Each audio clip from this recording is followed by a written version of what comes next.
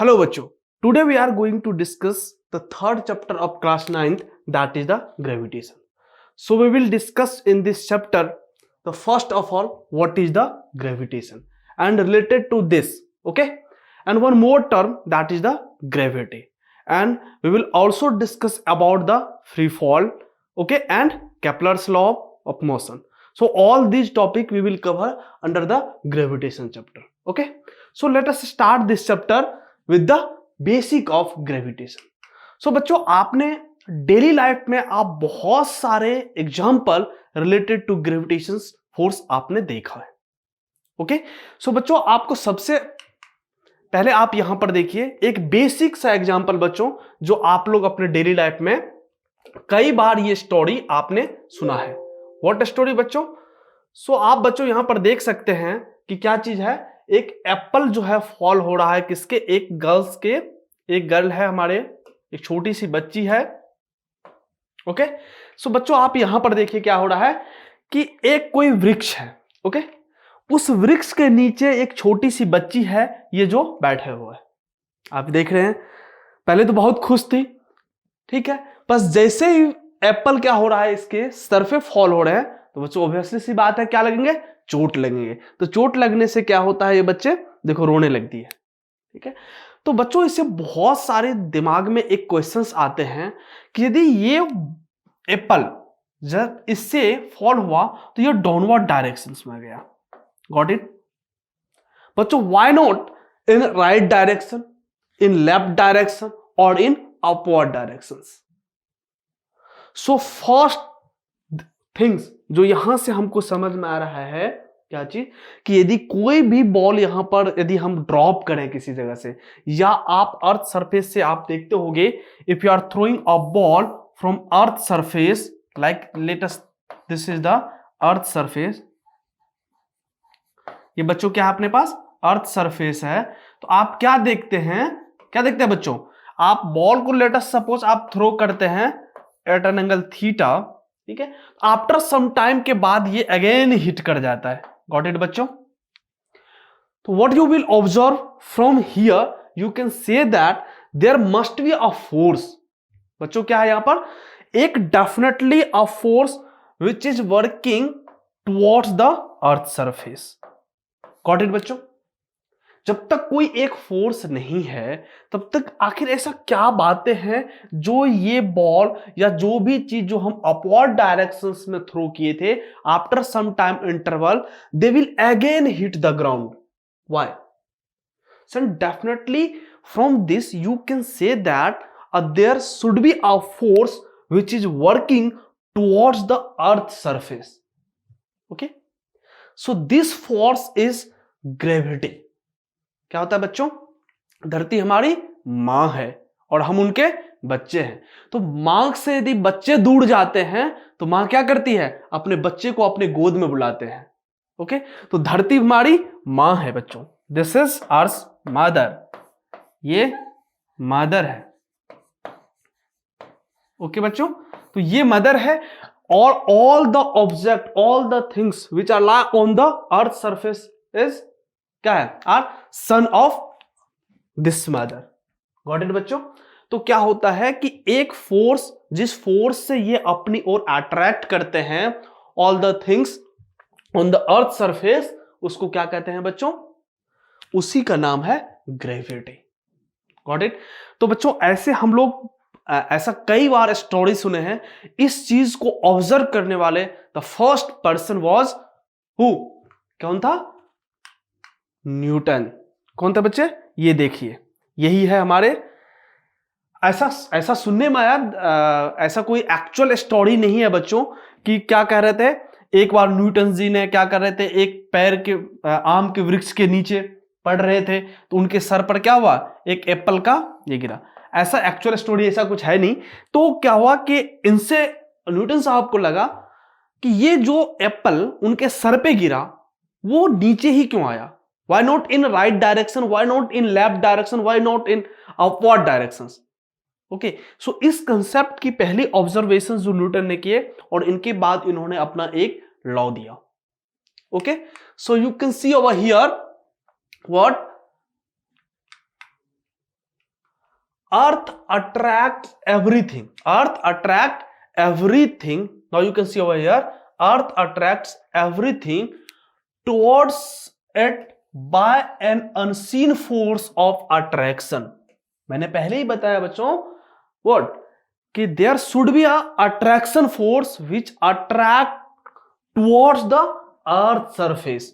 So that's why you can say that earth attracts everything towards it by a unseen force of attraction, by unseen force of attraction, because you are not able to see that force. Okay, this force of attraction is known as what? Gravitation. बच्चों got it? So this attraction force is known as gravitation or gravitational pull. You can say gravitation force or you can say gravitation pull. So ये earth surface हर object को अपनी ओर खींचता है. That force is gravitational pull. Got it बच्चों? बच्चों एक word है so many times आपको एक कंफ्यूजन होता है, gravity and gravitational force. Okay, so I will discuss these things later on. Now you can see over here what is the difference between gravity and gravitational force. I will discuss later. Now you can see here I have discussed with you, this is the example of Newton's now you can see here universal law of gravitation. बच्चों क्या है? Now we are going to discuss about the universal law of gravitation. Now you can see over here we have two object or you can say that two balls or two sphere. You can see here the mass of first sphere is small m. Okay बच्चों ये small object है जिसकी mass m है और this one is the bigger object having mass capital M. Got it बच्चों? Now you can see over here the distance between this ball or object is d. One thing बच्चों, you should measure the distance of object from the center. So you should measure the distance from here to here. This is the center of this object and this is the center of this object. That's why you need to measure the distance from here. So this is the distance between the object. If you are saying the distance between object, that means you need to measure the distance from the center. Got it बच्चों? तो ये distance d है and mass m और capital M है. Got it? So बच्चों देखते हैं every object in the universe attracts every other object. Every object in the universe attract every other object by a force that is directly proportional to the product of their masses. बच्चों क्या होता है? जो force से attract कर रहे हैं that is the directly proportional to the product of their masses and inversely proportional to what? The square of distance between them. So this is the statement of universal law of gravitation. Got it बच्चों? If you are saying the universal law of gravitation, that means the force, the attractive force acting between two bodies is the product of, is directly proportional to the product of their masses and the inversely proportional to the distance between them. Got it? So this is the universal law of gravitation. If you want to write this is in mathematical form, now you can see over here the force between the two balls or two objects is directly proportional to the product of their masses. Now you can see over here, let's suppose if this is the object 1, this is the object 1, आप इसको बच्चों object 1 कह रहे हो. Now let us suppose if this is the object 2, this is the object 2. तो बच्चों क्या कह सकते हो? From here you can see that the mass of first object is small m whereas the mass of second object is capital M. That's why you can write here F is directly proportional to capital M into small m. Let us suppose this is the equation 1. Got it? Now the force is also inversely proportional to the square of the distance between them. So you can write here force which is what? Inversely proportional to the square of the distance between them. So this is the 2. If you combine equation 1 and equation 2, what you will get bachcho? Now you can see here, you can write F is directly proportional to small m into capital M divided by d square. Okay, so this is the universal gravitational law. अब ये बच्चों, if you want to remove this gravitational constant, so you can put a proportionality constant, that is here g. Okay, so F is equal to g small m capital M divided by d square. Okay, so this is the constant g is known as the universal gravitational constant. Got it? Why this is called as universal gravitational constant bachcho? Because you can see over here the value of g is what? 6.673 into 10 to the power minus 11 Newton meter square kg per kg square. Now you can see here bachcho, you know that the mass should be measured in kg, in SI unit. So if this is mass, so this is the kg. Now again you can see this is also kg divided by, this is the distance na bachcho. So if this is the distance, so distance is measured in meter, so kg square by meter. Now this is, now you can see over here, if you want to write the unit of g, so from here you can write what? F d square divided by small m into capital M, and you know that the force, SI unit of force is what? Newton. So you can say that Newton meter square by kg square. So the unit of g is Newton meter square by kg square. Is it clear to everyone? Got it बच्चों? So यहां से हमने इसका unit लिखा, तो बच्चों इसको याद रखो, न्यूटन मीटर स्क्वायर पर KG square. Now some important point related to the universal law of gravitation. बच्चों हमने एक अभी तक आपसे डिस्कस किया था कि हम ग्रेविटेशन लॉ और ग्रेविटेशन के बीच में आपको डिफरेंस बताएंगे. ओके बच्चों, आपने देखा if there are two objects with the different mass and separated by some distance d, so according to the Newton's gravitational law you can say that F is equal to g m divided by d square.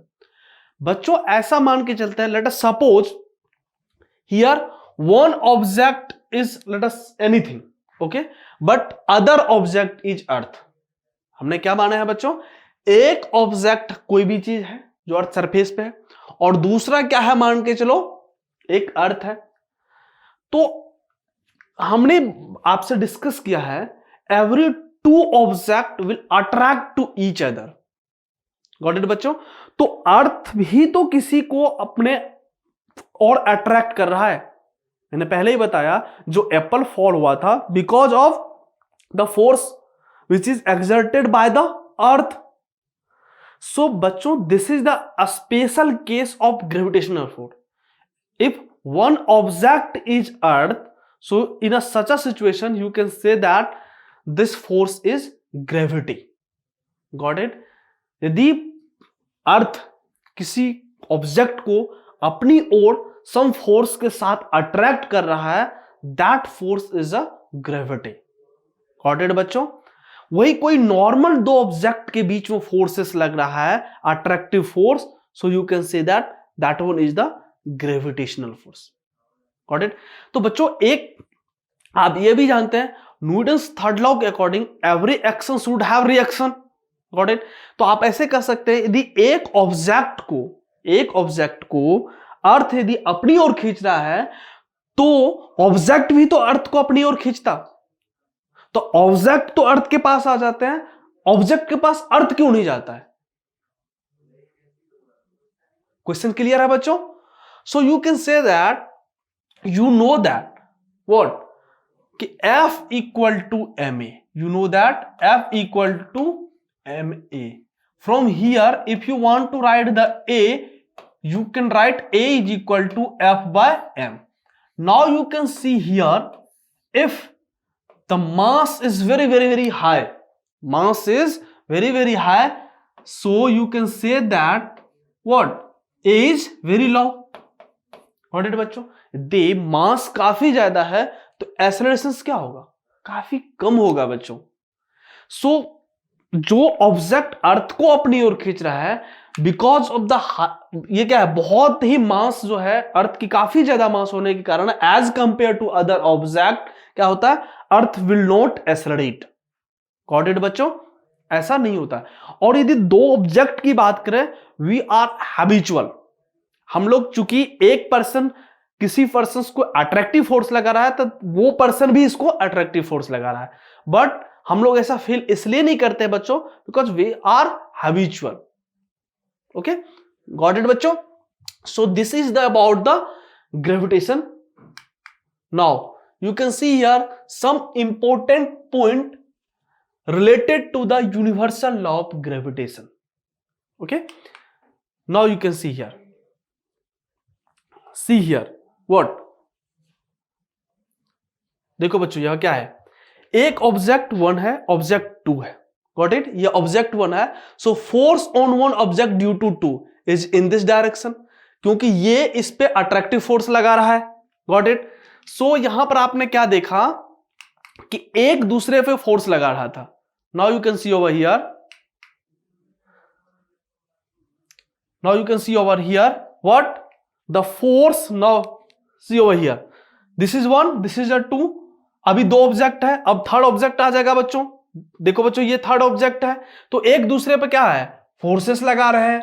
Okay, so you can say that the force between two object that is the attraction force and that will be equal to the GMM divided by R²।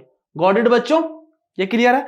यदि मान के चलो अर्थ में अर्थ ना हो, एक समय के लिए मान लें ओनली वन ऑब्जेक्ट है, तो ओनली वन ऑब्जेक्ट पे कौन, जब अर्थ भी नहीं है तो अर्थ यदि किसी ऑब्जेक्ट को अपने ओर पुल करता, that is the gravity.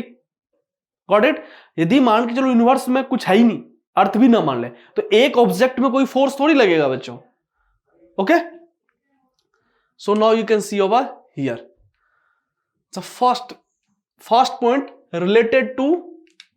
Now one more thing बच्चों, हम आपसे यहीं पर डिस्कस कर लेते हैं। व्हाट, लेट अस सपोज अभी मैंने आपको दिखाया this is the object of first object of mass m, let this is the mass m1। Got it? एक अदर ऑब्जेक्ट है बच्चों, इसकी mass let us suppose m2 and one more object let us suppose this is m3। Got it बच्चों? This is m3। Now force on this क्या होगा बच्चों, attractive force होगा and इसको भी ये इधर की ओर अट्रैक्ट करेगा। गॉट इट बच्चों? So force on one body, force on one body due to 1। तो यहां पर क्या लिखेंगे बच्चों, ये क्या है, फर्स्ट बॉडी पे फोर्स लग रहा है, इसके कारण that is the attractive force. So you can write here force on 1 due to 2 and the similar way force on 2 due to 1, so F1 2. So you can write here also this force is the attractive force, this is also attractive force. So force on what, first due to third. So बच्चों यहां पर क्या लिख सकते हैं, force on 1 due to third। Okay, ये भी बच्चों उधर लग रहा है, तो ये फोर्स किस पे, उस पे लगा रहा था। तो ऐसे सिमिलरली यदि मान लो और भी ऑब्जेक्ट होगा बच्चों, तो वो फोर्स एक्ट करेंगे। Got it? Now you can see over here we have a force which is in this directions and another force which is in this directions. Okay, this is force F21 and this is F31. Now you know that the force is a vector quantity. Force is a vector quantity. Can you add directly? If I am asking, tell me the net force acting on this body, can you add directly F21 plus F31? No, because force is a vector quantity, so you need to add कैसा vector law के द्वारा. Okay, सो आप vector law यदि आप लगाओगे तो you know that if two vectors and angle between them is 90 degree, so the resultant vector is lie in between them. So ये resultant होगा, तो ये एफ रिजल्टेंट होगा बच्चों. यू नो एवरीवन, ये रिजल्टेंट है. Got it? So we need to add vector law को, vector को हमें ऐड करना पड़ेगा. Got it? Now you can see here some important point related to the universal law of gravitation में. पहला point है बच्चों, now it binds us to the earth. क्या है बच्चों? Gravitational force, it binds us to the earth because you know that force acts a attractive force. ठीक है, that one is the gravity जो हम लोग बोलते हैं बच्चों. तो हम लोग को क्या करता है, let us if this is the earth surface, if this is the earth surface, तो यहां से यदि कोई भी है अर्थ सरफेस पे कुछ भी चीजें मान के चलो, तो बच्चों ये क्या करता है, बिकॉज ऑफ ग्रेविटी हम लोग क्या है यहां पर बाउंडेड है. So that's why it binds us to earth. Got it? ये क्लियर है? It is responsible for the motion of moon around the earth. आप लोग बच्चे जानते हो moon is revolving around the earth. So which one is responsible for this gravitational force? Now you can see here, let us suppose बच्चों आप इसके चारों ओर around this point you are moving. Okay, let us suppose this is the earth and this is the moon. Got it? तो बच्चों क्या होगा, now you can see here each and every point the direction is changing. Each and every point directions क्या हो रहा है, change हो रहा है. बट हमेशा क्या हो रहा है बच्चों, ऑलवेज एक फोर्स काम कर रहा है towards the earth surface, towards the earth surface. That is a centripetal force का कंसेप्ट है बच्चों, हम लोग आगे डिस्कस करेंगे. Because of this force the moon is revolving around the sun, sorry around the earth. Got it बच्चों? Now you can see here it is also responsible for the motion of planets around the sun. In similar way here you can see the gravity and here you can say gravitational force. Because of gravitational force all planets are revolving around the sun. Definitely magnitude will be different, but due to this they will revolve around the sun. So who is responsible for that? Here also there is a concept of centripetal force. So because of gravitation, here gravitation provides the centripetal force. बच्चों ये क्या होता है centripetal, we will discuss later. Because but you can say that the force which is acting toward the centre, क्या होता है, ये centre की ओर बच्चों अट्रैक्ट कर रहा है. If this is the circular motion, let suppose if this is circular motion. Got it? तो बच्चों all planets revolve around the sun because of gravitational force. Got it? ये क्लियर है सबको? Now the gravitational force of moon cause tides in sea. बच्चों ये जो tides होते हैं वो that is also because of gravitation, but that gravitation force is exerted by the sun or moon. ठीक है, तो जो आपने ये ओशन वगैरह में जो ये आप देखते हैं कि टाइड्स जनरेट होता है वो किसके कारण बच्चों, the gravitation force of moon. यहां पर कौन एक्सर्ट कर रहे हैं, मून कर रहे हैं. So these are the some important point related to the gravitational force. Got it बच्चों? क्लियर है ये? Now बच्चों, we have a very simple question based on the gravitational law. Now you can see over here, the mass of Earth is 6 into 10 to the power 24 kg, and that of the Moon is 7.4 into 10 to the power 22 kg. If the distance between Earth and the Moon is 3.84 into 10 to the power 5 kilometre है बच्चों, calculate the force exerted by the Earth on the Moon. Okay, now the value of G is 6.7 into 10 to the power minus 11 Newton meter square per kg square. So you can say that now you have the mass of Earth and the mass of Moon.